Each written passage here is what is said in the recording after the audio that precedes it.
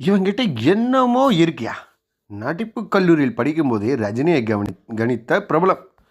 பெங்களூரில் பேருந்து நடத்துனராக இருந்து நடிப்பின் மீது ஆர்வம் ஏற்பட்டு சென்னை வந்து திரைப்படக் கல்லூரியில் படித்து பாலச்சந்தரின் அறிமுகம் கிடைத்து சினிமாவில் நடிக்க துவங்கியவர் தான் ரஜினிகாந்த்.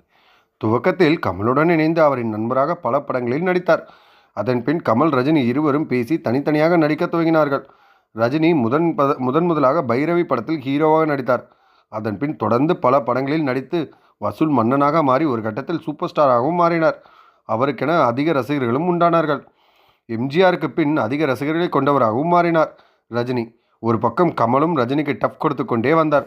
கமல் வித்தியாசமான கதைகளை தேர்ந்தெடுத்தால் ரஜினி பக்கா கமர்ஷியல் படங்களில் நடித்து நம்பர் 1 இடத்தை பிடித்தார்.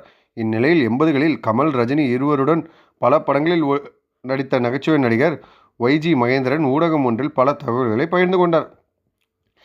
எனக்கு கமலுடன் அதிக நெருக்கம் உண்டு.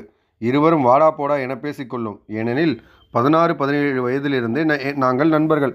அவருடன் பல படங்களில் நடித்திருக்கிறேன். அவருடன் நடித்த காமெடி நடிகர்களில் பெஸ்ட் நான் தான் என அப்போதே சொல்வார்கள். ரஜினியை புவனா ஒரு கேள்விக்குறி ஷூட்டிங்கில் தான் பார்த்தேன். ஓரத்தில் அமைதியாக நின்று கொண்டிருப்பார். சிவகுமார் என்னிடம், மைசூரில் இருந்து ஒருத்தங்க வந்திருக்கான், யார்கிட்டையும் பேச மாட்டான், காலையில் போயிடுவான், அவன்கிட்ட என்னமோ இருக்கு என சொன்னார். ரஜினி நடிப்பு கல்லூரியில் படித்தபோது என் அப்பா அங்கு ப்ரொஃபஸராக இருந்தார். ரஜினியை பற்றி பேசும்போது அவன்கிட்ட டிசிப்ளினே இருக்காது.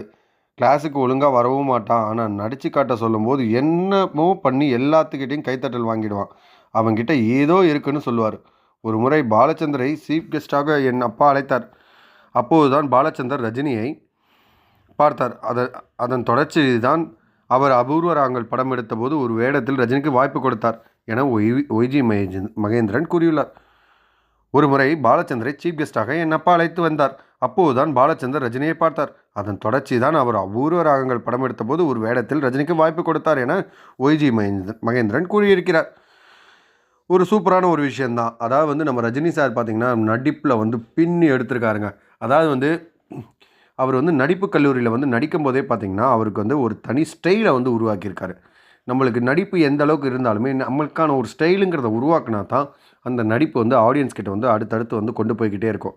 ஒரு எக்ஸாம்பிளுக்கு சொல்ல போனால் எம்ஜிஆரை மாதிரி இப்போ நிறையா பேர் நடித்து காட்டுறாங்க. அதே மாதிரி ரஜினியை மாதிரி நிறையா பேர் நடித்து காட்டுறாங்க. பட் ரஜினி தான், எம்ஜிஆர் தான், கமல் தான், சிவாஜி தான். அதாவது அதை ஃபாலோ வேணால் பண்ணுறாங்களே தவிர்த்து அவங்கள மாதிரி நடிக்கணும், இவங்கள மாதிரி பண்ணணுன்ட்டு.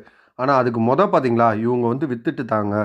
அதுதாங்க ரொம்ப ரொம்ப முக்கியம். நம்மளோட ஸ்டைலில் வந்து நடிக்க ஆரம்பிக்கணும். அதுதான் வந்து ரொம்ப வந்து நம்மளை வந்து அடுத்த கட்டத்துக்கே வந்து கொண்டு போக ஆரம்பிக்கும். ஸோ இந்த மாதிரி சூப்பராக வந்து ரஜினி பண்ணது தான் இப்போ வரைக்கும் சூப்பர் ஸ்டாராக இருக்காருன்னு எனக்கு என்னமோ தோணுது.